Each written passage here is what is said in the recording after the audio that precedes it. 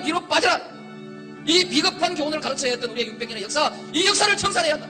권력에 맞서서 당당하게 권력을 한번 쟁취하는 우리의 역사가 이루어져야만이 이제 비로소 우리의 젊은이들이 떳떳하게 정의를 얘기할 수 있고 떳떳하게 불의에 맞설 수 있는 새로운 역사를 만들어낼 수 있다.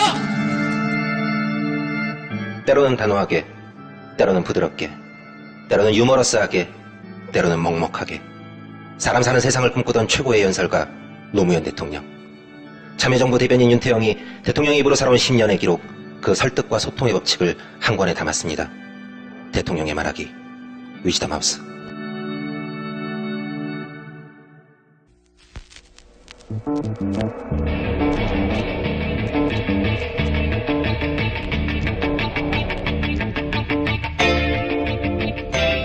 안녕하세요, 김호준입니다. 미 우주항공국 나사는 몇 달 후 모래 폭풍을 예보했습니다. 지구가 아니라 화성에서. 미국이 달에 사람을 보낸 게 40년 전, 일본이 달 탐사선 발사한 게 10년 전, 중국이 달에 탐사선 착륙시킨 게 3년 전, 그리고 인도가 화성 궤도에 우주선을 올린 게 2년 전입니다. 반면 우리는 지구를 벗어나는 발사체 자체 기술도 아직 없습니다. 내년 대선의 점재 후보들 공약 온통 경제 이야기입니다. 먹고 사는 문제 물론 아주 중요합니다. 하지만 먹고 살기만 하는 건 짐승도 합니다. 밥을 넘어서 우주를 이야기하는 리더를 갖고 싶다. 나사의 화성 예보를 보며 그런 상상을 해봤습니다. 김원준 생각이었습니다.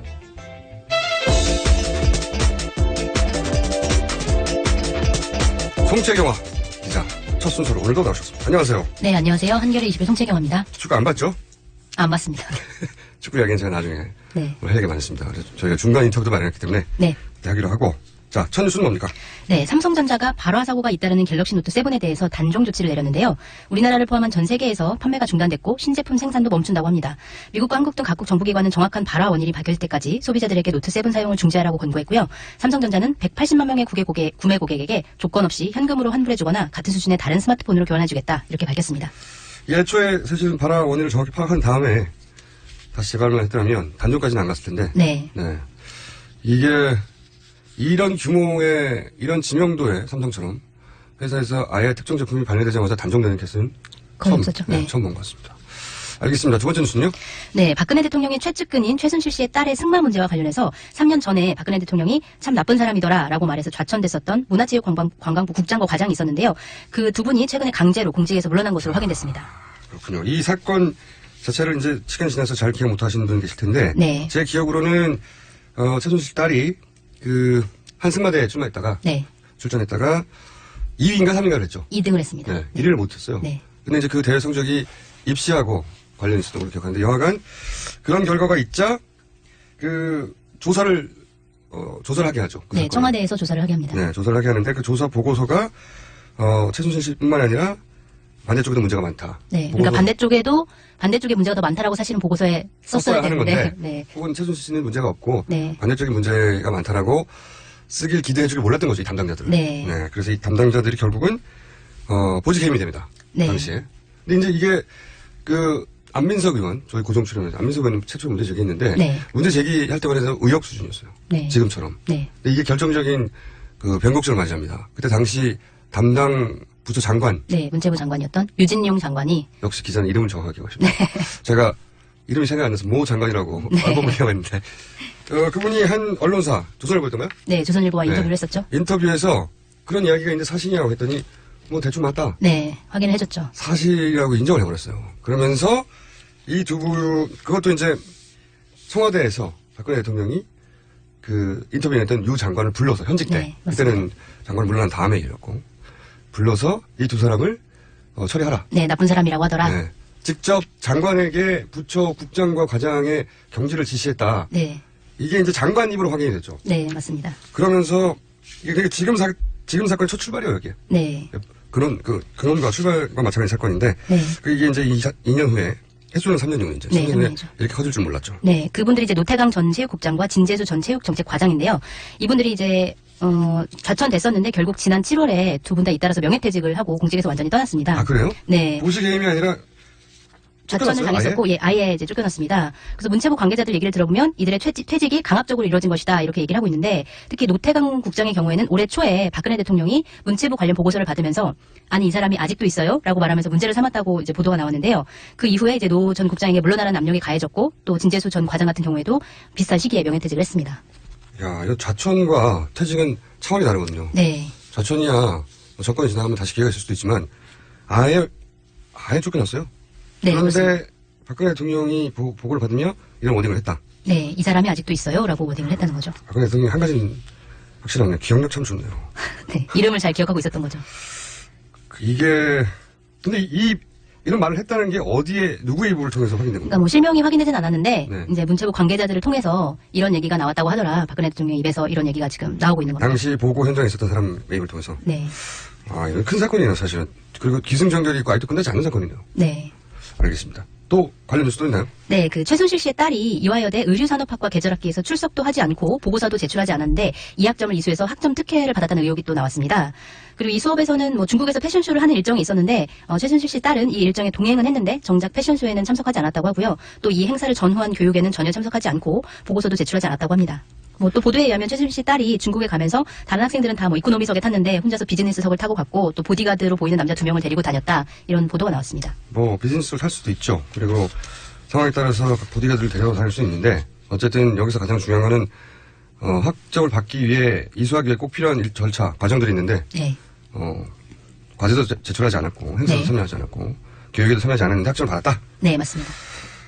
또 있습니까? 이 뉴스는 정말로 화수분과 같이 계속 나오네요. 네, 계속 있는데요. 일단 기업들의 출연으로 770억 원을 모은 미르와 K스포츠 재단이 앞으로 3년에서 5년간 400억 원을 더 모금할 계획을 세웠던 것으로 확인이 됐습니다. 뭐 미르 재단은 110억, K스포츠 재단은 285억 원을 개인과 기업으로부터 추가로 기부를 받아서 모두 한 1,000억 원 이상의 자금을 확보할 구상, 그것이 이제 어제 드러났습니다. 계획서가 있었어요? 네, 계획서가 발견됐습니다. 1,000억 원 이상. 네, 그러니까 이게 문제가 안 됐다면은 1,000억 원 이상의 두 재단이 만들어졌군요. 네 맞습니다. 또 있나요? 설마? 네, 또 있습니다. 네, 이 두 재단 직원들에게 고액의 연봉이 지급된 사실이 이제 드러났는데요. 네. 미르 재단 같은 경우에 연봉 평균이 9,200만 원이고요. 최고 연봉을 받은 사람은 기본급만 1억 6,600만 원에 달했다고 합니다. 참고로 비교를 해보자면 지난해 정경련이 발표한 임금 노동자 평균 연봉이 3,200만 원 정도인데요. 이거에 비하면 굉장히 큰 연봉 액수죠. 또 K스포츠 재단 평균 연봉도 6,940만 원이라고 합니다. 저는 뭐 이 뉴스는 네. 기본적으로 언론이 이런 사건이 터지면 관련 모든 뉴스를 그어내잖아요. 네. 근데 그 직원분들이 이런 연봉을 받을 만한 능력과 자격이 안 된다라고 하는 데이터가 없이 연봉만 나와서는 이건 네, 글쎄요. 다른 국가기관의 연봉과 비교해도 굉장히 높은 액수이기 때문에 논란이 되는 거겠죠. 그러니까 이거는 그런 연봉을 받을 자격이 없다. 이런 내용이 함께 나와야 뉴스가 될 것 같아요. 저는. 자, 또 있습니까?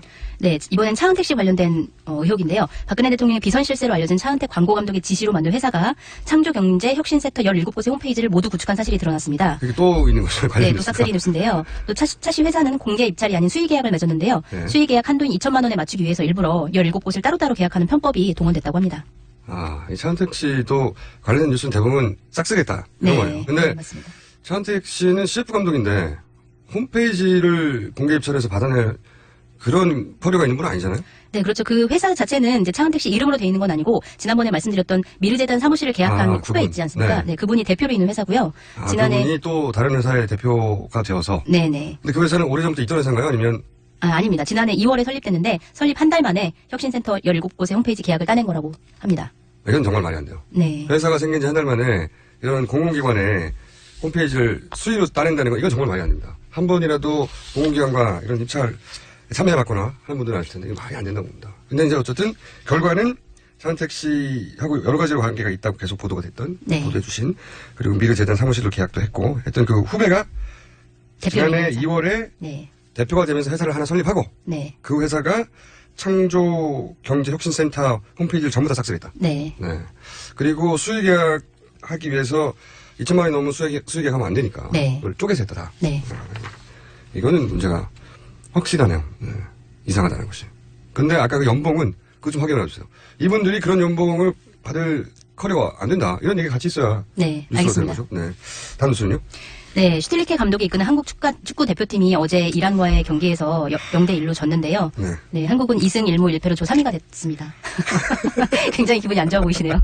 네. 제가 아닙니다. 바로 인터뷰로 넘어갔다 축구 관련해서. 왜냐면, 제가 아무래도 네. 축구 얘기를 길게 할 것 같아서 저희 제작진이 혼자 얘기하지 말라고 전화 연결을 준비했습니다. TBS의 해설위원이십니다. 김강남 해설위원 연결되어 있습니다. 안녕하세요. 안녕하세요. 네. 어제 보셨죠? 당연히. 네, 봤습니다. 밤늦게 잠 못 자고 봤습니다. 네. 화나셨죠? 예, 근데 뭐 화났다는 것보다도, 네. 너무 무기력한 경기력에 좀 실망감을 좀 가졌어요. 네. 저도, 감독님보다는 어리지만, 86년, 멕시코 월드컵 예선전, 네. 시작해서 월드컵 최종 예선전 전 경기를 제가 실시간으로 본, 기억이 있는데, 네네. 제 기억으로는 우리가 최종 예선전에서 아시아 국가와 이렇게 일방적으로 슈팅도, 네. 유효 슈팅도 하나도 없었어요? 네, 맞습니다. 이렇게 밀린 적이 있었나? 기억이 안 난다 싶거든요. 네, 전혀 그런 기억이 없죠. 아시아를 상대로 해서 뭐 유럽의 강호라든지 우승 후보팀하고 경기해서 그런 참담한 그런 경기력을 보여줬다면 그래도 좀 유연이 되겠는데요. 네. 예, 어제 경기는, 오히려 경기 운영이라든지, 그 경기에 임하는 선수들의 자세라든지 꼭 이기고자 하는 의욕은 오히려 이란 선수들이 훨씬 많았다고 그렇게 보여집니다. 저는 이제 이게 실력차가 확실하면 받아들이겠는데, 이란과 우리가 그런 실력차가 확실하다든가, 뭐, 아니면 과거에 이란과 경기에서 질 때도 이렇게 지지 않았습니까? 네, 그렇습니다. 일방적으로 우리가 공격하다가 한 번의 실수로 뭐 실점을 한다든가, 그랬지, 네. 어제처럼 슈팅도 한 번 못하고 끌려다니는 건 처음 봤는데, 네. 이게 원인이 감독님이 분석하시자면, 어디 있다, 이렇게 진단하십니까?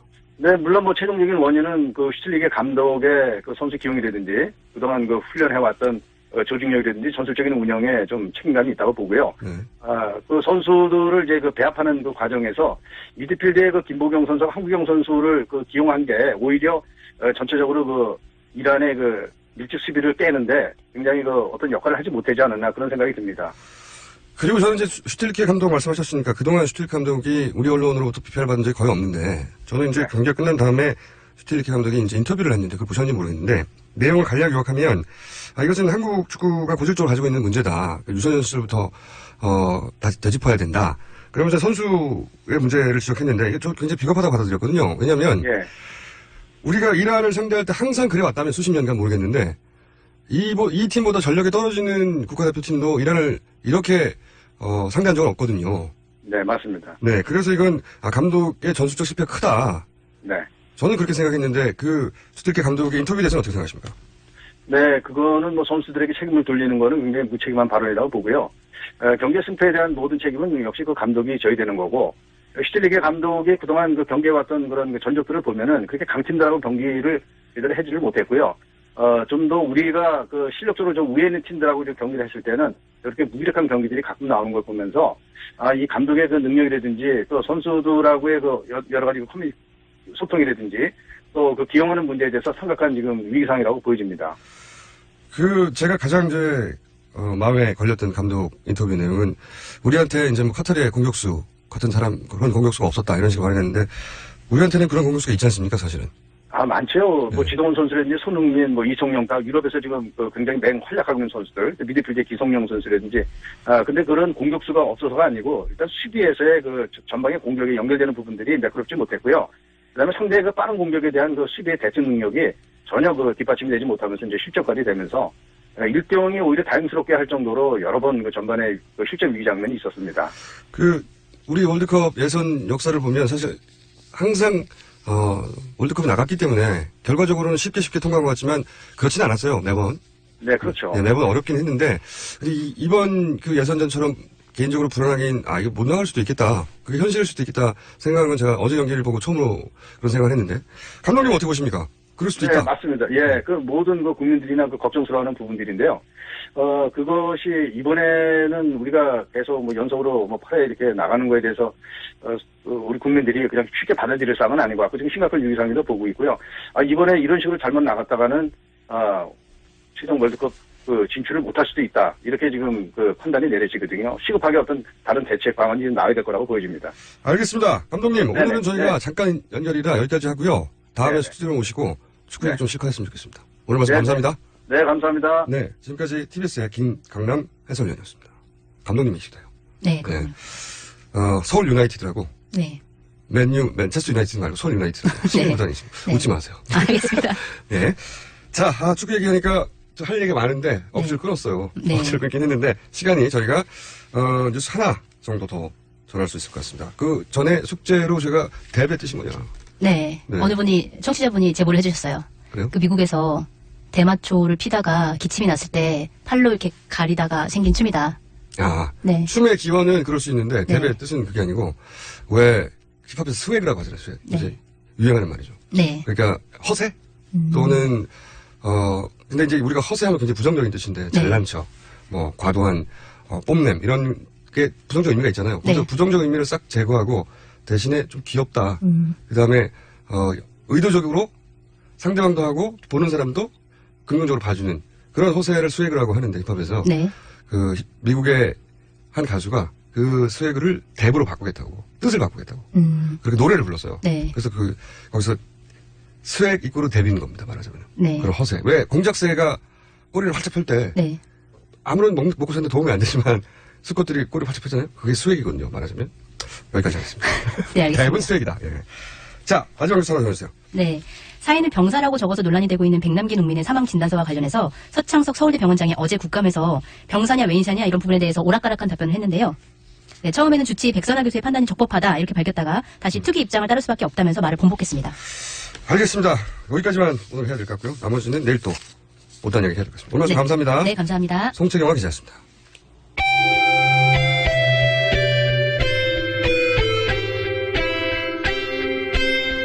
항상 나라를 생각합니다. 이효운의 나라 걱정. 네, 저희 야심찬 코너죠. 네.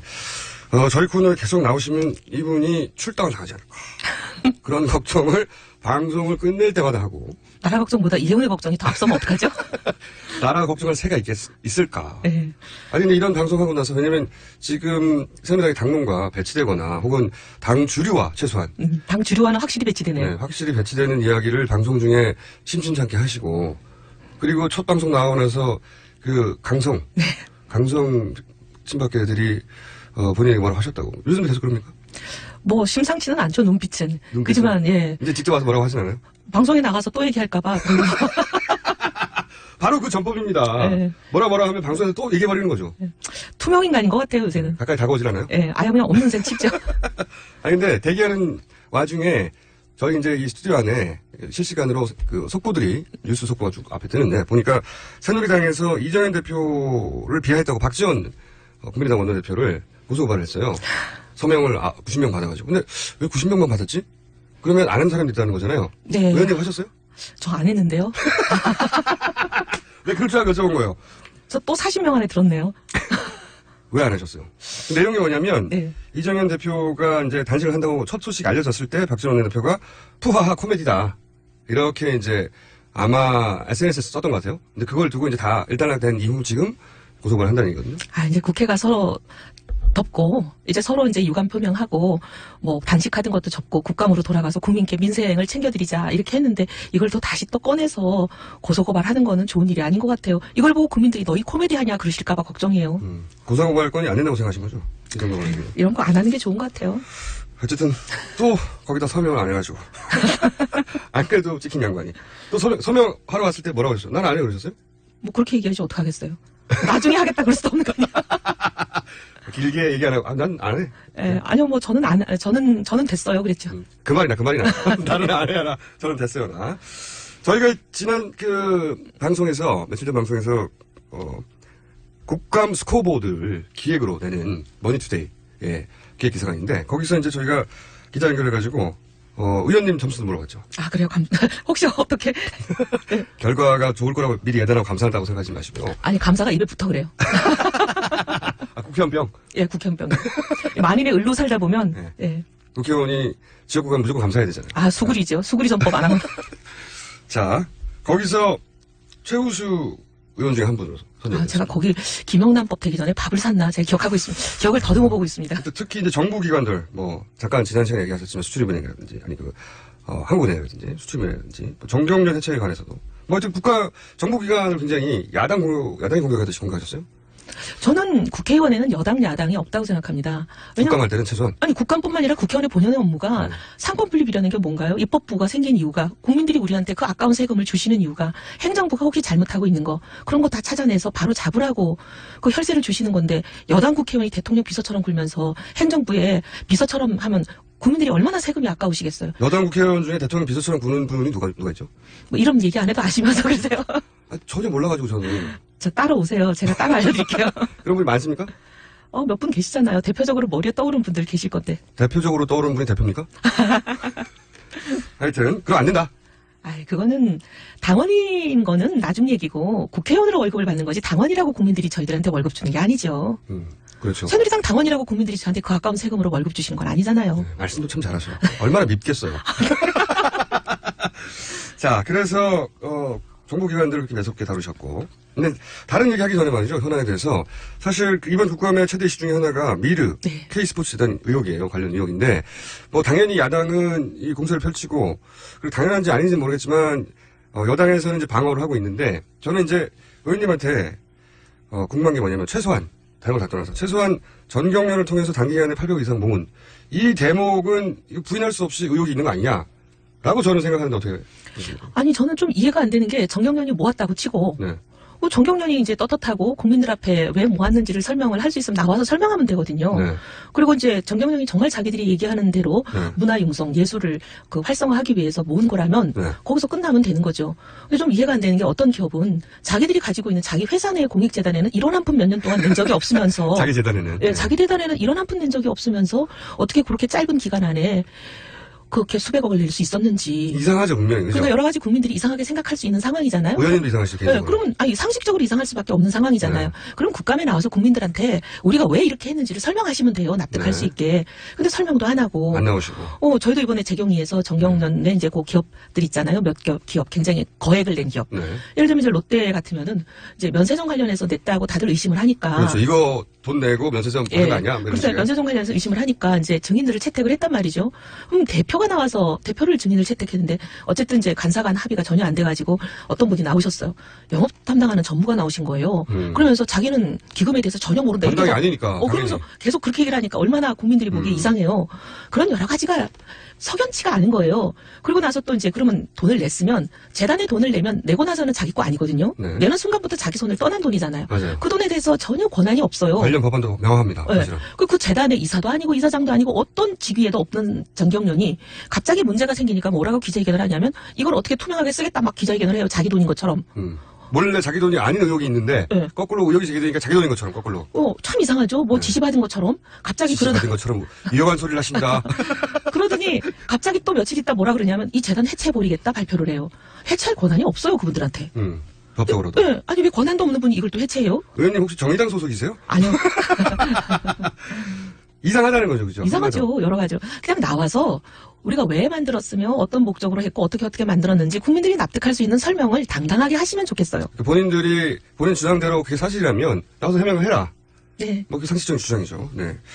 새누리당에서 근데 왜 그 의원님처럼 소수파들은 이런 주장을 하시는 분 좀 있어요. 보면 당에서는 당이 모은 돈이 아니잖아요. 당하고는 무슨 상관이에요? 아무 상관이 없는데 당이 네. 이걸 못하게 하는 걸까요? 그리고 또 당의 의원님들 중에 막 이거를 정경련의 비서인 것처럼 마구 이제 언성을 높이면서 정경련에 대해서 질문하려고 그러면 막 하지 말라고 그러시는 분들이 도무지 저는 이해가 안 돼요. 이제 정경련의 대통령의 비서가 비서인 아니라 거죠. 네. 정경련의 비서처럼 보이는 분들도 있어요. 정경련의 비서는 누굽니까? 국감의 속기록을 뒤져보시면 다 나옵니다. 국감의 속기록은 참고로 인터넷으로 접속이 됩니다. 그래요? 네. 그럼 며칠날 있었던 일이죠, 이게? 예, 재경이니까. 재경이 몇 번째? 재경이는 지금 계속 하고 있으니까요. 네, 그래요. 많으니까. 참고로 어제예요. 어제. 박수! 참고로 정경련의 비서처럼, 행동하신 분은 어제 재경이에서 그런 말을 하셨다. 많이 하셨나요? 한 번 하셨나요? 뭐 쉽게 찾으실 수 있어요. 네. 자주 나오기 때문에. 이니셜까지는 안 되고요. 예. 여기까지 해도 저희가 찾을 수 있을 것 같습니다. 자, 이건 또 어떻습니까? 이제 새누리당에서 사실은 선수가 있고, 그리고 오래됐고, 발언권에 있는 분들 중에 저한테 고정으로 나와서 말씀해 주신 분이 없다 보니까 제가 여쭤볼 수밖에 없는데, 제가 이제 뉴스를 보다가, 이건 좀 이상하다 하는 새누리당 관련 뉴스 중에 하나가 또 뭐냐면, 반기문 예우법을 만든다. 이거 듣도 보도 못한 법안의 발상이에요. 예. 모르시는 분들을 위해서 제가 잠깐 설명드리면, 반기문 총장이 퇴임을 하면, 퇴임한 이후 한국 오실 거 아닙니까? 그러면 세금으로 비서관도 붙여주고, 운전기사도 붙여주고, 차도 주고, 경호원도 붙여주고, 이동할 때 교통 통제도 하고, 사무실도 내주고, 이걸 법으로 하자는 거예요. 근데 죄송하지만 우리 대통령이 퇴직해도 그렇게 안 하거든요. 아니, 대통령하고 똑같이 한다고 해도 그래요. 네. 유엔 사무총장이 우리나라 대통령은 아니잖아요. 이걸 왜 우리나라 세금으로 해야 되는지, 그리고 우리나라 국회의원이 이걸 법안으로 내는지, 새누리당에서. 정말 좀 너무 놀랐고요. 좀 네. 부끄러웠습니다. 그래요? 근데 국제 정의당 소속 아니세요? 아니요. 사실은 이제 네. 그 유엔 사무총장은 잘 알고 계시지만 우리 국민들이 얼마나 많은 분이 아시는지 모르겠지만 이게 개인이 자기 실력으로 올라간 자리가 아니라 맞습니다. 서구 열강이 자기들 이해관계에 따라서 그냥 자기들이 정한 자리거든요. 네. 누굴 시키자. 우리 이해관계는 그냥 대한민국이 하는 게 좋겠고. 왜냐하면 각 대륙별로 돌아가면서 일종의 당번처럼 하는 자리잖아요. 이번엔 아시아 대륙이 하는 차례니까 아시아 대륙 중에서 누구를 시키면 누구를 시키면 우리한테 가장 우리 이해관계에 맞아 떨어지겠다. 자기들끼리 합의 봐서 그냥 시킨 거예요. 네. 근데 이제 반면에 WHO라는 조직이 있습니다. 세계보건기구. 보건기구. 여기에 우리 사실 정말 자랑스러운 아시아의 슈바이처라고 불리는 이종욱 사무총장이 계셨어요. 네. 이분 이전에. 네. 그 우리나라가 아주 열악하던 시절에 이 세계보건기구 WHO의 사무총장은요. 국제무대에 가면 유엔 사무총장과 동급입니다. 그렇게 대우를 받고 예우를 받고 존경을 받는 그 사무총장을 이분보다 훨씬 먼저 하신 여긴 자력으로 가는 자리예요. 네. 열강들이 그런데 하는. 근데 그분에 대해서는 아무 얘기도 없다가. 아니 아무 얘기도 없는 정도가 아니라 제가 그분을 이렇게 만나기도 하고 그랬는데요. 그분은 티코 타고 다녔어요. 본인이 손수운전하셔가지고. 그분은 그렇게 버려두더니. 버려두더니. 아니 이제 와가지고 왜 갑자기 교통통제까지 하고. 그분도 대선 출마했듯이 있는 척을 했었어야 되는 건데. 제가. 그 저는 정말 어이가 없어요. 도대체 왜 이러시는지. 그분은 국제무대에서 너무 존경받으셔가지고 우리 사실 유엔 사무총장은 지금 최악의 유엔 사무총장이라고 국제무대에서 평가받지 않으시나요? 최악의 사무총장. 네. 과감한 표현들 많이 쓰시네요. 네. 아니 이건 제 얘기가 아니라 포린 팔리시나 네. 그다음에 워싱턴 포스트지나 그 유명 뉴스 언론들이 그냥 사설로 쓰는 얘기잖아요. 유명한 외교지대 포럼 플래시. 네. 네. 자, 그래서 이 예우법도 말이 안 된다고 생각하시는 거군요. 좀 부끄러워요. 네. 부끄러워요. 아니, 이제 이런 거겠죠. 아마도 이제 친박 쪽에서 추정 키로는 반기문 사무총장이 던지는 일종의 추파. 그러니까 줄 쓰려고 그러는 건지 점수 달라 그러는 건지 모르겠어요. 둘 다 섞인 게 아닌가 같아요. 예. 그러니까 이제 딴 데 가지 마시고 왜 연애할 때 연인 마음을 사로잡고 싶을 때 이런 거 있으면 아직 서로 마음을 제대로 주고받기 열지도 않았는데 대놓고 야 아파트 38평 자동차는 외제 얼마짜리 그런 거 사줄게 나한테 와 이런 제안하고 비슷한 그렇게 결혼해가지고 행복한 결혼 보셨어요? 네. 저희 게시판에 네. 9567 쓰신 분이 걱정이 되네요. 의원님 괜찮을지. 지켜주십시오.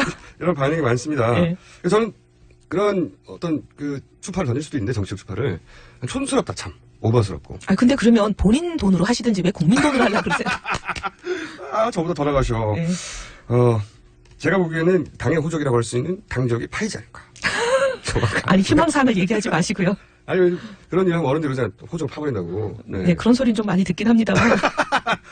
당 호적이 파일지도 모르겠습니다. 자, 그러면 이제 경제 전문이시니까 네. 요 얘기도 하나 여쭤볼게요.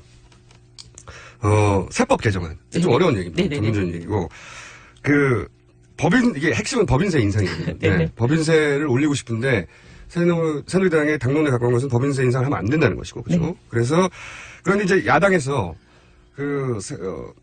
법인세를 올리는 방법으로 하나가 세법 개정안, 이 예산 부수 법안이라고 하나요? 네네. 네, 예산 부수 법안에 이 법안을 집어넣어버리면 만약에 여야가 합의하다가 안 되면 국회의장이 이 부수 법안은 지정할 권한이 있고 그렇게 되면 만약 여야 합의가 안 되면 자동으로 상정이 되고 그러면 야당에서는 손 안 대고 법에 따라서 법인세 인상하는 법안을 상정해버릴 수 있게 되는 거죠. 이런 게 지금 논의되고 있어요. 그죠?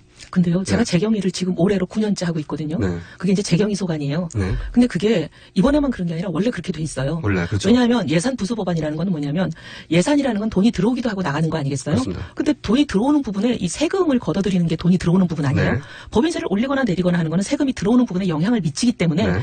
자동적으로 법적으로 예산 부수 법안이에요. 그렇죠. 그거는 뭐 정세균 국회의장이 자기 마음대로 정하는 게 아니라 오랫동안 법적으로 원래 그렇죠. 원래 네. 그래요. 네. 예산 부수 법안으로 지정이 돼 있어요. 근데 그 부수 법안에 법인세 인상을 넣어버리면 지금 말씀드린 자동적으로 넣을 수밖에 없어요. 법인세 인상은 그냥 네. 예산 부수 법안이요, 법적으로. 그렇죠. 그러면 이 전체 과정은 뭐냐면 이제 야당 쪽에서는 기업의 세금을 너무 조금 내. 법인세 너무 인하됐어. 그러니까 인하되기 이전 수준까지 올려야 돼. 뭐 이런 주장을 하고 새누리당에서는 아무래도 이제 경제 활성화 등등등의 이유로 또는 뭐 친기업적인 성향 때문에 법인세 올리면 안 돼. 이게 이제 대표적인 당론이라 부딪히는데 그게 법인세를 그래서 올리는 방안이 이런 식으로 처리되면 당연히 통과될 수도 있다고 야당은 다수당이니까 지금은. 솔직히 말하면 이제 제가 새누리당 소속이긴 하지만 국회법은 그렇게 돼 있기 때문에 법대로 가면 그렇게 가는 거예요. 그죠. 예. 정의당 소속이셔. 아니 근데 왜냐하면 네. 법대로 가면 그렇게 가는 거고 여태까지 다 그렇게 운영을 해왔어요. 그렇죠. 그런데 이제 거기에 법인세가 크리티컬하기 때문에 그러니까 이제 새누리당은 그걸 막고 싶은 거죠. 그렇죠. 예. 근데 그거는 막으려면 우리가 선거에서 이겼어야 돼요. 그죠?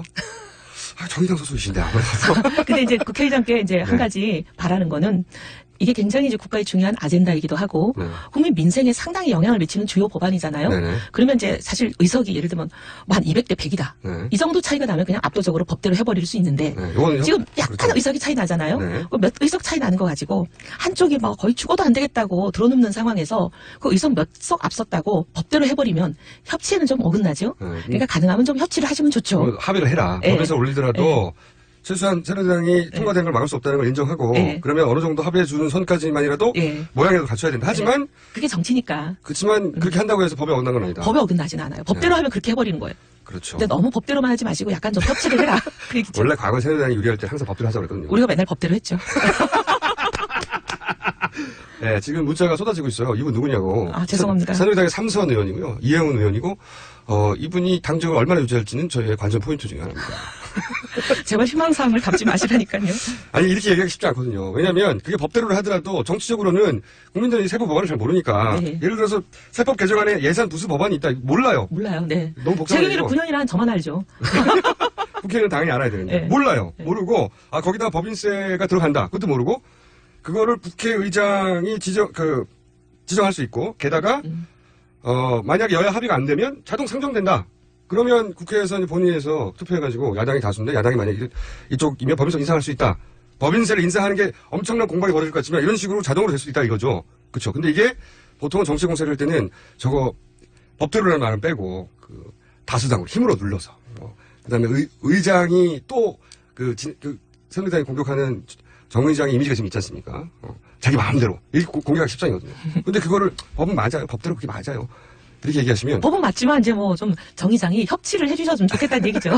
이렇게 부탁이시잖아요. 네. 보통은 협박을 하죠. 아, 자, 요 사안은 우리나라 국가재정에 미치는 영향이 굉장히 큰데도 불구하고 정확하게 어떻게 처리되는지 모를 것 같아서 제가 짚어봤는데 또 의원님은 법은 그게 맞다고 말씀하셔가지고 본인의 당적을 스스로 이토록 하는 이걸 계속해서 지적하고 계시고 자, 또 한 가지 제가 여쭤보고 싶은 것은 이건 정치적 사안 아닌데 하도 첨예하기 때문에 정치적 사안을 할 수 있습니다. 백남기 선생님이 농민이 지금 상황은 꽤 됐는데 네. 논란이 굉장히 많았습니다. 네, 네. 죄송합니다. 근데 뭐 의학적 논란도 있고 법적인 논란도 있고 많습니다. 근데 참으로 안타까운 것은 정치적 입장을 떠나서 이렇게 시민의 한 부분이 사망했으면 저는 가장 근본적인 의문 중에 하나가 이 사안이 서로 경찰이 주장한 대로 100% 법대로 했다 하더라도 경찰청장에 가서 사과할 수 있는 거 아니냐. 이런 사안은 저는 이렇게 생각하거든요. 근데 왜 이렇게까지 어렵게 만들까 이를 어떻게 생각하십니까? 굉장히 안타까워요. 그리고 저는 서울대병원, 저도 서울대를 나온 졸업생으로서 굉장히 이번에 참, 잠시요. 예. 네. 아, 그런 얘기는 하면 안 되나요, 방송에서? 안 되는 게 아니고요. 예. 이 자랑 스킬이 굉장히 느리셨어요.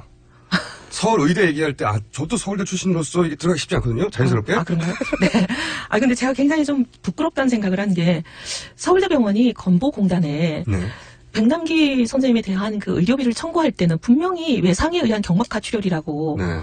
2억 가까이를 타서 써놓고는 네. 어떻게 사인을 외인사가 아닌 병사라고 주장을 했을까? 거기서부터 상식적으로 이해가 안 간다. 아, 저는 너무 그걸 보고 부끄러웠어요. 이 사람들이 왜 이러나. 적어도 의사라고 하면 전문직이고, 거기서 서울대 병원 선생님이면, 어떻게 보면. 최고권이죠. 우리나라에서. 최고, 그러니까 정치적인 외압이나 여러 가지에 휘둘리지 않고 본인의 전문가로서의 소견을 양심적으로, 독립적으로, 객관적으로 얘기하시는 분이라고 우리가 믿고 있는데, 네. 참 그런 부분이 흔들릴 때, 정말 우리 대한민국이 지금 어디로 가고 있나, 그런 생각을 했어요. 그러니까 말씀입니다. 제가 이제 의원님 말씀 듣다 보면 이거는 기본적으로 야당이 혹은 뭐 시민단체나 이런 데서 주장하는 내용과 정확히 괴를 같이 하고 상식적인 주장을 하시는데 지금 문자가 이런 문자도 와요. 대선을 생각해 보세요. 의원님. 이걸 아마 보좌진이 보낸 것 같긴 한데. 그런데 이제 정치적 외압으로부터 보좌관들 자제해달라고 그렇게 얘기를 했는데. 정치적 외압으로부터 자유로울 수 있는 전문성과 그런 권위를 이미 가졌지 않느냐라고 말씀하신 것은 혹시 이 어떤 경찰의 대처가 본인들만의 판단이 아니라 그런 지시를 받은 게 아닌가 하는 의혹을 의원님도 가지고 계신 거예요? 아니, 이제 요즘 우리 사회가 보면은 상당히 이제 소신에 의한 발언, 양심적인 행동, 이런 거에 대해서 여러 가지 무언의 견제, 네. 억압, 네. 이런 게 굉장히 많아지고 있잖아요. 많아지고 있습니다. 많아지고 있기 때문에 저는 유승민 대표가 얘기했던 헌법 제1조 1항, 네. 대한민국은 민주공화국이다. 많은 분들이 민주에 관심을 가졌지만 저는 공화국이다에 관심을 많이 가져요. 아, 그래요? 그 공화국이라고 하는 게 우리가 왕정이나 그런 전제군주의 통치에서 벗어나서 굴종을 강요당하지 않는 세상, 시민으로서의 자유를 누리는 세상, 그런 거를 우리가 원해서 공화국을 그렇죠. 만든 거 아닌가요? 공화의 의미는 그런 거죠. 네, 공화의 의미는 그런 거기 때문에 저는 누구도 억압받지 않고 굴종을 강요당하지 않는 그런 세상이 굉장히 중요한 것 같아요. 그런데 이 백남기 씨 관련한 경찰의 행위를 보면 그렇게 자유롭게 판단하고 스스로 조치하는 거라기보다는 뭔지 왜 이분이 왜 이랬을까? 성대병원의 이랬을까? 의사라면 왜 이랬을까? 그런 생각을 하게 만들죠. 자, 이번 주도 역시 다음 주에 과연 이분이 당직을 유지한지 나올 것인가? 아니면 강제로 출당당한 다음에 소속이 없이 나올 것인가? 네, 걱정이 됩니다. 그러나 인기는 폭발적으로 올라가고 있어요. 네, 지금까지 새누리당에 언제까지 세뇌할지 모를 이혜훈 의원과 함께했습니다. 감사합니다. 감사합니다. 저희는 3부에서 뵙겠습니다.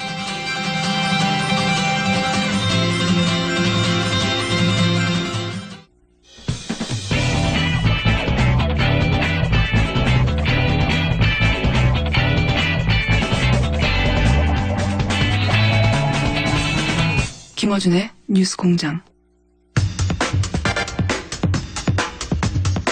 네, 3부입니다. 김호준 뉴스공장.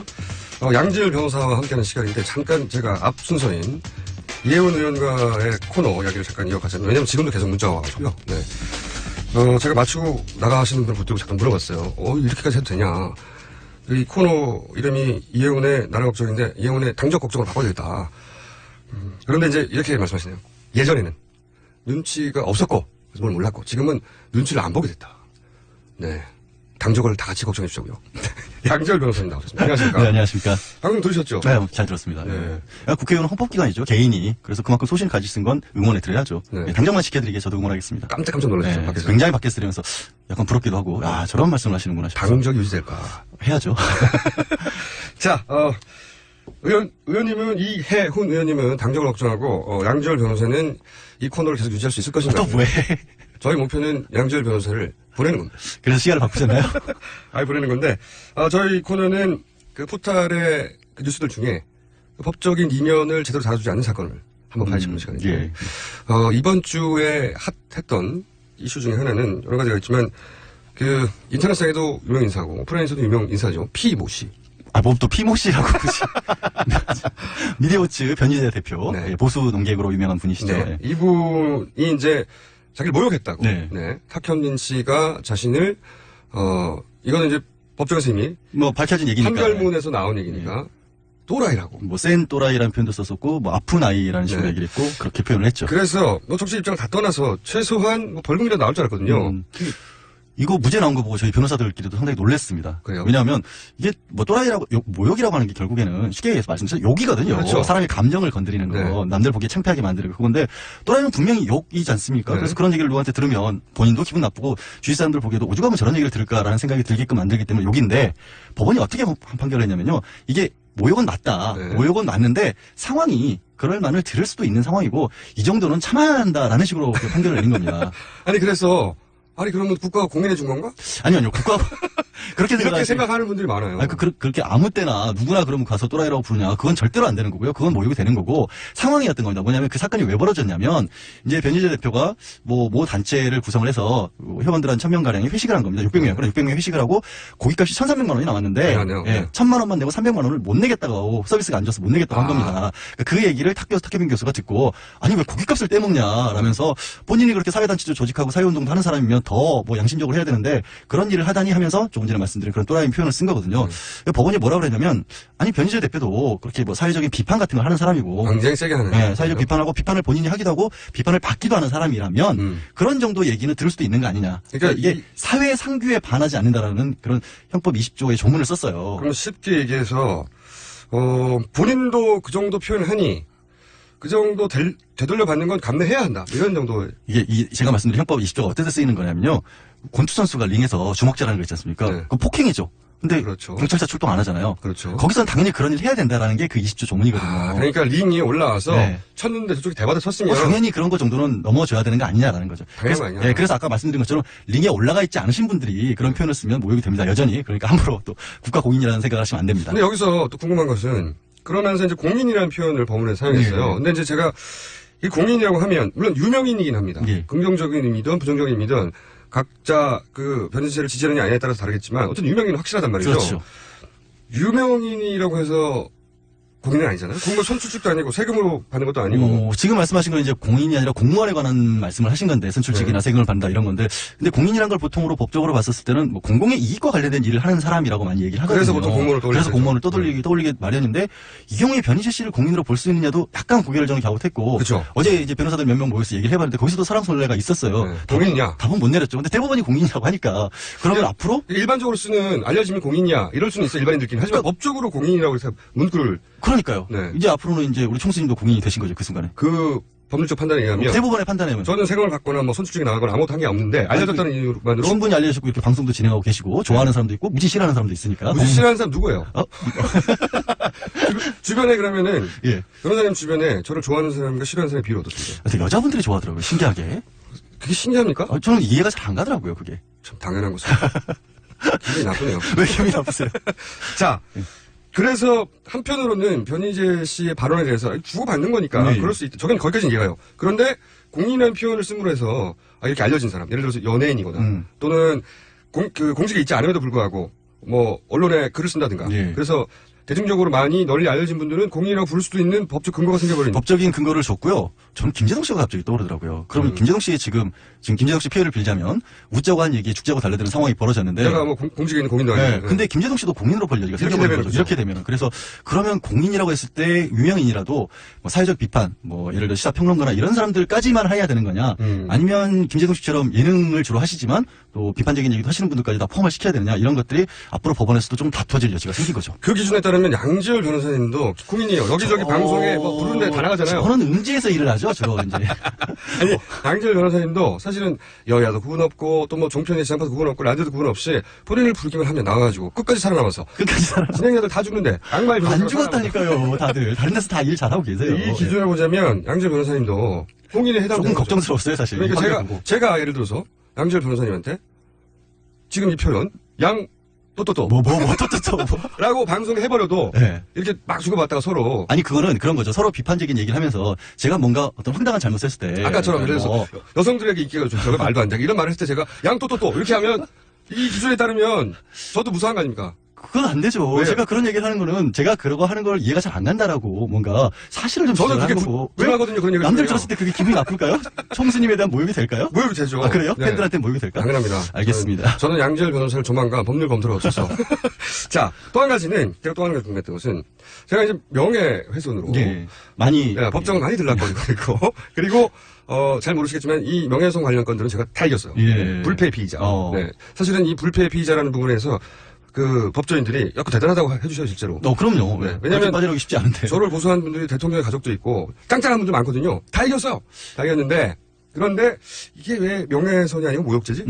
둘은 어떻게 구분하지? 이게 또 살짝 궁금합니다. 명예훼손은 사실적인 문제를 가지고 얘기를 했었을 때 없는 사실, 있지도 않은 사실을 얘기했거나 아니면 실제로 있었던 사실이라고 할지라도 남들 보기에 조금 들었을 때 그 사람에게 안 좋은 사실인 거고요. 구체적 사실을 공공연히. 그러니까 이렇게 빌어서 표현을 들자면 누군가가 도둑질을 했어요. 실제로 도둑질을 한 사람입니다. 그 도둑질을 한 사람한테 도둑놈이라고 하는 거는 사실에 관해서 얘기를 하는 거잖아요. 그렇죠. 그럼 명예훼손인 거고. 그러니까 명예훼손은 구체적인 사실을 적시해서 그렇죠. 그게 사실일지라도 예, 사실일지라도. 사실일지라도 그것이 사회적 평판에 영향을 야, 주거나. 누가 예를 들어서 나갈 때 보니까 양지열이 교통방송 나가면서 쓱 인스턴트 커피 몇 개를 집어서 가더라. 주머니에 넣어서 가더라. 도둑놈 아니야? 이거는 사실에 관한 명예훼손인 거고. 그런 경우가 많아요? 아니요, 예를 들었다니까 또 왜 이러면 모욕이 걸릴 수 있어요. 왜 본인이 직접 해보지 않은 일을 이렇게 아니. 얼굴색도 안 바꾸고 할 리가 그러고 없어요. 나서 근데 도둑질하고 아무 상관없는데 우리 도둑놈이라는 표현을 욕으로 쓸 때도 많이 사무실에 있어요. 그래서 많이 쌓여있어요, 그게? 사무실엔 돈 주고 사서 쓰고 있습니다. 그거 몇 개 가져가 사무실에 무슨 도움이 되겠어요? 그러면 네. 모욕죄는요? 모욕죄는 도둑질 한 사실과 상관없이 상관없이. 도둑놈이라는 표현을 우리 욕으로도 쓰잖아요. 그렇죠. 그냥 다른 이유로도 저 도둑놈 심보네 이런 얘기를 썼을 때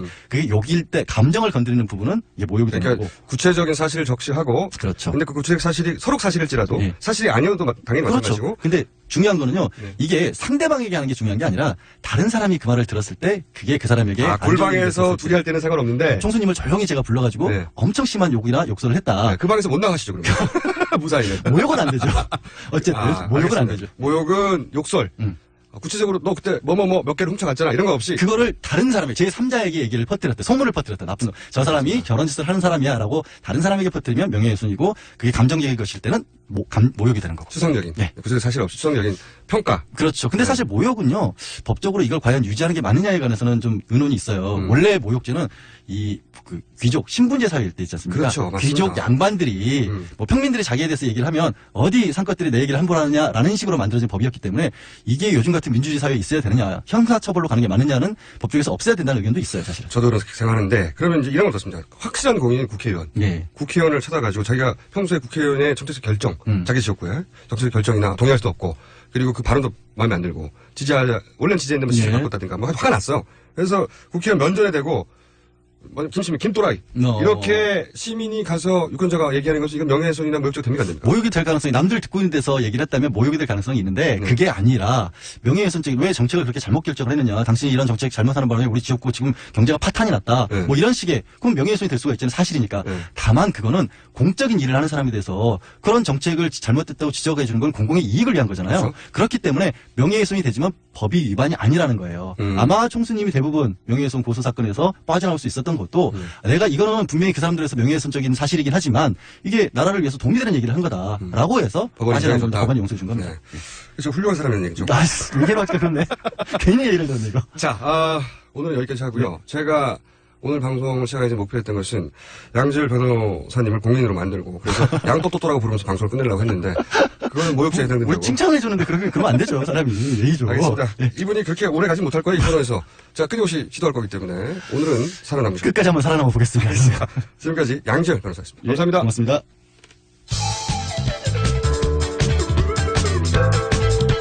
준법 정신, 편견 타파. 김어준의 뉴스 공장.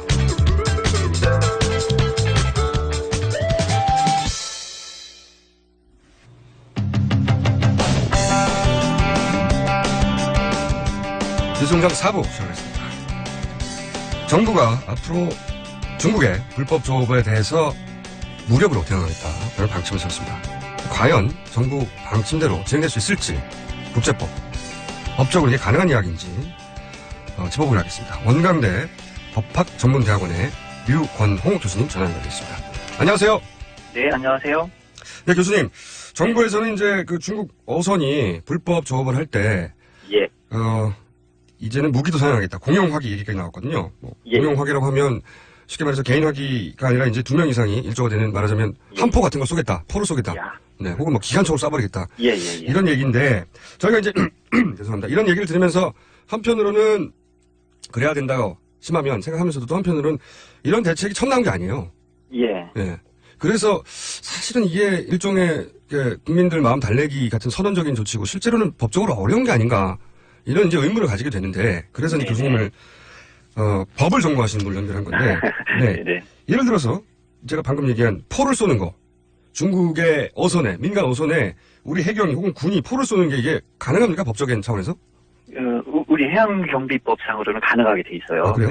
육상에서도 현행범을 체포한다든지 또 경찰에게 대항하는 사람에게 뭐 그 사람을 잡는다든지 또는 뭐 공무집행이 필요한 경우는 할 수는 있습니다. 네. 그런데 이제 문제가 되는 건 상황과 어느 정도의 무기를 쓰고 어디를 공격할 것이냐 하는 문제만 남는데 지금 현행법상으로도 얼마든지 가능한 거죠. 법은 가능한데 네. 근데 실제로는 그런 경우가 없는 것을 보면 해경이 예를 들어서 위험한 상황에 처했다 하더라도 예. 그걸 망설인다는 얘기거든요. 혹은 정부의 지침이 이렇게 언론에 공개한 것처럼 아주 강력하지 않다든가 어느 쪽이라고 보세요?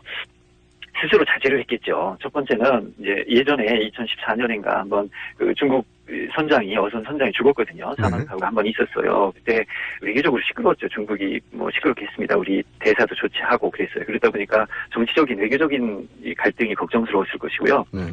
그 다음에는 이제 신분이 민간인이잖아요. 상대가. 네. 예. 그게 예컨대 중국 해군이 이제 북한의 해군이 오면 우리가 즉시 사격을 하듯이 이렇게 공대공, 그러니까 네. 군인 대 군인이라면 적극적으로 조치를 할 수 있는데 일단은 그 사람들 신분이 민간이 돼서 네. 그걸 또 너무 강하게 하는 거는 공권력이 남용 아닌가 하는 그런 걱정도 할 겁니다. 두 개가 다 섞여 있겠죠.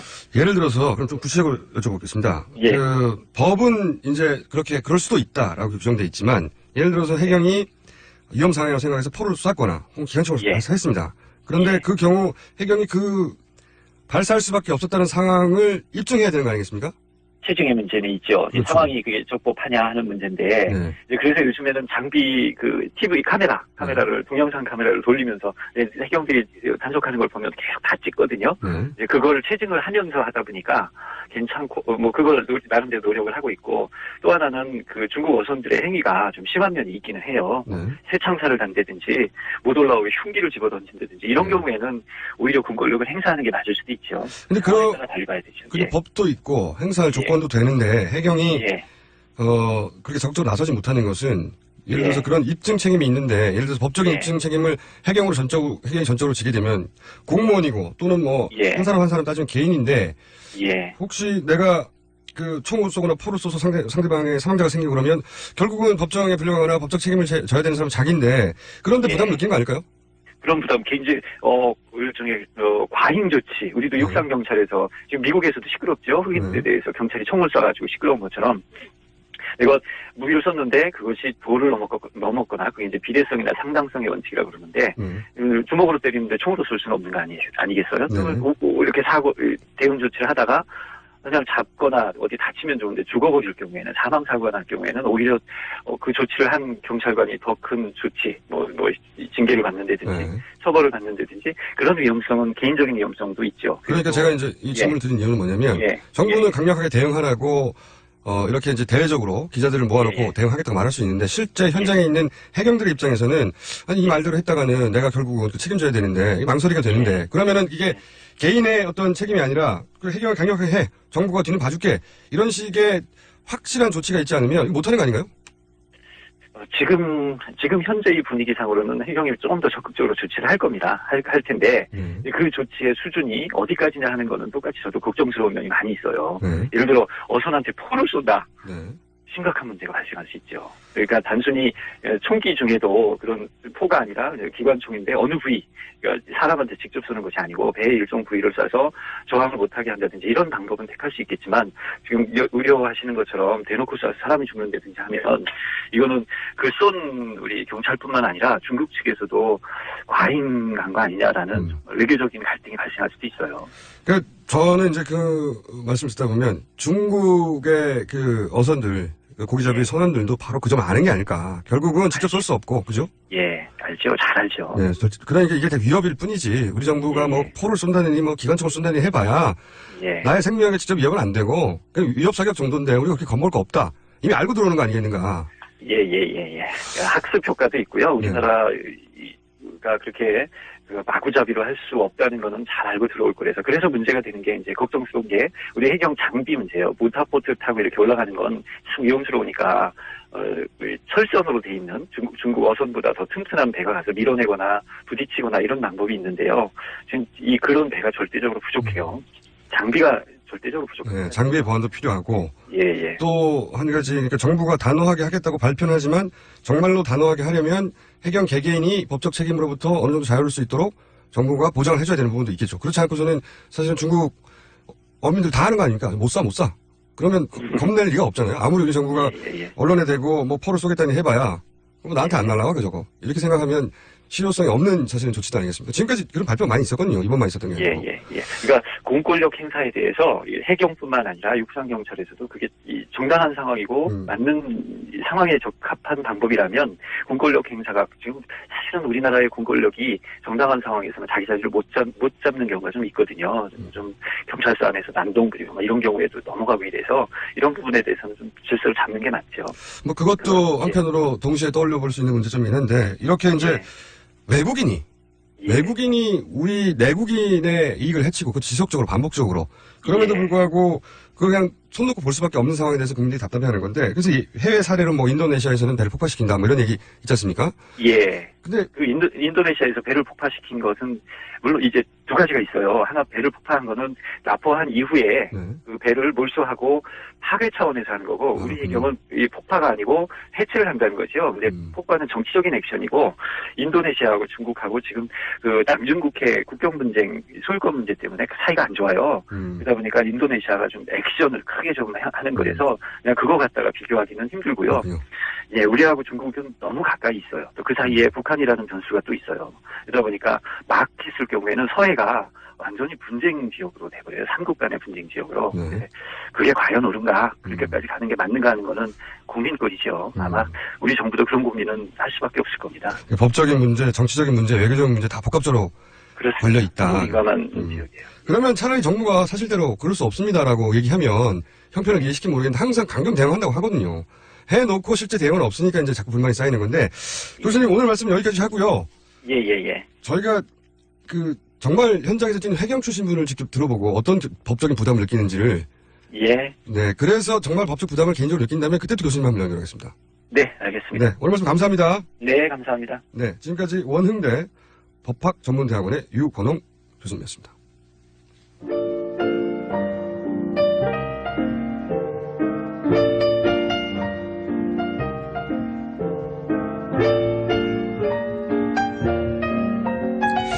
네, 방금 사안에 대해서 관심들이 많으신 겁니다. 문자를 많이 보내셨는데 6520 쓰시는 분이 아니 사드 문제는 중국 눈치를 그렇게 안 보면서 불법 좋은 문제는 왜 이렇게 중국 눈치 보십니까? 뭐 이런 이야기 많네요. 그리고 불만사항 중에 이건 저한테 불만사항이 아니네요. 실시간 인터넷 청취가 안 됩니다. 집에 라디오가 없는데 자 TBS 조치해 주시기 바랍니다. 네, 만약 내일까지 조치가 되지 않을 경우에 화내려고 합니다. 저는. 네. 오늘 불만 AS는 여기까지 하고 잠시 후에 다음 순서 진행합니다.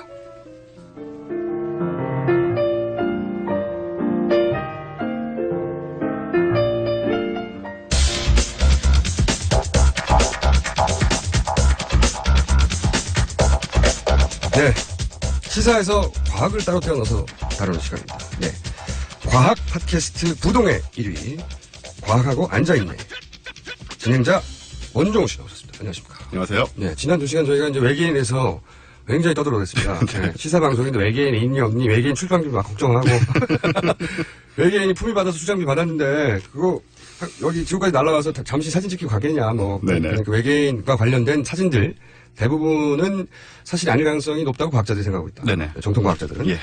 출장 때문에 그렇죠. 그리고 다 골디락스 존 기억나시나요? 기억납니다. 네네. 네. 내용이 혹시 생각나시나요? 골디락스. 네. 골디락스라는 단어만 지금 영어하고 있어요. 지구같이 이제 지구가. 생명이 살 수 있는 네네. 그런 지역이죠. 네. 왜 골디락스라고 했었죠? 곰 3마리가 있는 집에 애가 들어갔다가 따뜻한 스프를 먹었다. 뜨거운 거 안 먹고 찬 거 안 먹고. 그래서 이제 그 온도가 가장 적당한 것을 골디락스 존이라고 한다. 곰 3마리가 얘기하다가. 그런 패턴인 것 같아요. 네. 네. 자, 골디락스 존까지 했는데 오늘은 또 무슨 얘기입니까? 오늘 일단은 딴 얘기를 좀 시작을 할게요. 외계인 얘기 너무 많이 했으니까. 예, 결국 외계인 얘기로 가겠지만. 기승전 외계인으로. 네. 오늘은 어떤 얘기부터 시작해서 외계인으로 가나요? 네네. 독일 연방 상원이 2030년부터 내연기관을 사용하는 자동차 인정을 안 하겠다고 결의를 했습니다. 저도 이 뉴스 봤어요. 이거 굉장히 파격적인 예. 뉴스예요. 그러니까 2030년부터는 소위 가솔린 엔진. 예. 우리가 지금 흔히 생각하는 그런 자동차. 가솔린, 디젤, LPG 뭐 이런 거 다 하는 거죠. 그런 내연기관을 가진 차들은 신규 등록을 안 해주겠다. 예, 그렇습니다. 차량 못 움직이게 하겠다는 거죠. 이런. 뭐 다니던 거는 좀 다니게 하겠지만 그렇죠. 새 차가 이제 나올 수가 없는 상태가 되니까 그렇죠. 전기차, 수소차 이런 것만 그러니까 공해물질이 전혀 없는 차만 승인을 하겠다는 이제 얘기죠. 엄청나게 파격적인 결정이에요. 굉장히 놀라운 결정이고요. 이게 이제 EU 전체에 영향을 미치게 되거든요. 결국. 이게 조금 역사적으로 보면 독일에서 실제로 가솔린 엔진 그리고 가솔린 자동차 처음 탄생했거든요. 그렇죠. 네. 네. 그 다임러, 예, 벤츠. 예. 네. 바로 그렇습니다. 자동차를 이제 만들었다고 할 수 있는 나라인데, 내연기관 자동차를. 네. 그걸 이제 자기네가 이제 유종의 미를 거두겠다는 얘기인지. 그러니까요. 이런 분위기가 이제 확산이 될 것 같고, 이제 EU에도 퍼지고 하면. 이게 확정된 건 아니죠. 거의 확정된 것 같더라고요. 독일 내에서는 확정이 됐고, 이제 EU의 승인을 받은 EU 전체에서도 이게, 적용이 될 수 있는 그런 방향으로 가겠다는 얘기고요. 결국은 이제 전기차 세상으로 친환경. 예. 네. 뭐- 그러니까 매연 뽑는 거 더 이상 안 한다는 거죠. 네, 전혀 안 하겠다. 그게 아주 멀리도 아니에요. 지금 2016년인데 14년 후. 그렇죠. 네. 네. 그때까지 14년 동안에 충분히 작동이 잘 되는 이런 자동차들이 많이 나오지 않으면 네. 이게 문제가 생길 수 있는 시장에 게다가 여기 독일이 자동차가 굉장히 많이 만드는 나라 아니겠습니까? 그리고 독일이 예를 들어서 14년 만에 죄송합니다. 폐차를 하는 네. 폐차를 해야 될 만큼 자동차의 그 내구성이 떨어진 차를 만드는 나라가 아니거든 말이죠. 그렇죠. 14년이면 아주 잘 굴러가요. 맞죠. 네. 근데 그런 차들은 봐주지만 네. 이미 쓰고 있는 차는 봐주지만 2030년에 생산돼서 등록하는 건 안 해주겠다. 그렇죠. 그런 얘기고요. 그래서 유종의 미를 아무튼 거두겠다는 얘기인 것 같고 이 굉장히 파급효과가 클 것 같고 또 수입차에도 적용이 되기 때문에 수입도. 예, 자기네 한마디로 독일 내 길거리에 이제 매연을 뽑는 차는 못 다니게 하겠다는 얘기입니다. 거의. 정말 파격적인 결정입니다. 예. 그리고 그게 상원에서 나왔고 이제 통과될 것 같고 통과되면 EU 전체로 확대될 수 있다. 네, 일단 독일 내에서는 결의안이 통과됐고 그래요? EU 쪽에서 이제 통과를 시키려고 하는데 독일이 사실 EU의 의장국에는 사람이 없기 때문에 돈이 많아서. 예, 그 방향으로 갈 것이다. 그러면은 유럽 대륙에서 내연을 뿜는 가솔린 엔진이나 혹은 뭐 디젤 네, 엔진, 네. 내연기관 차량은 사라지는 게 이제 전체적인 추세가 되고 2030년쯤 되면 아마 사실상 거의 없어지지 않을까 하는 생각이 들어요. 이 뉴스를 첫 뉴스로 뽑은 이유는 뭡니까? 일단 좀 중요하고요. 사실 이 문제가 과학이 아닌 것 같지만 결국은 이제 기술 발전으로 이게 그렇죠. 가능해진 거고 과학이죠. 에너지 얘기거든요. 네. 그러니까 전기지만 이제 우리가 결국은 한 에너지를 사용하던 시대에서 다른 에너지를 사용하는 시대로 옮겨가는 굉장히 중요한 이제 지표가 되기 때문에 우리나라의 대표적인 현대자동차 같은 네. 자동차 메이커가 이런 변화의 추세에 제대로 준비됐나 모르겠어요. 준비가 좀 늦죠. 확실히 늦습니다. 일단 배터리 문제라든가 여러 가지로 해외 자동차들에 비해서 아직 전기차가 좀 떨어져요. 늦어요. 그 가장 유명한 전기차인 테슬라 같은 경우에는 우리나라는 뭐 그다지 보급이 안 됐지만 네. 해외에서는 이제 거기는 주유소가 아니라 이제 충전 그렇죠. 되니까 죄송합니다. 그게 점점 늘어나고 있다던데. 게다가 이제 앞으로는 배터리를 휴대폰 배터리 교체하듯이 네.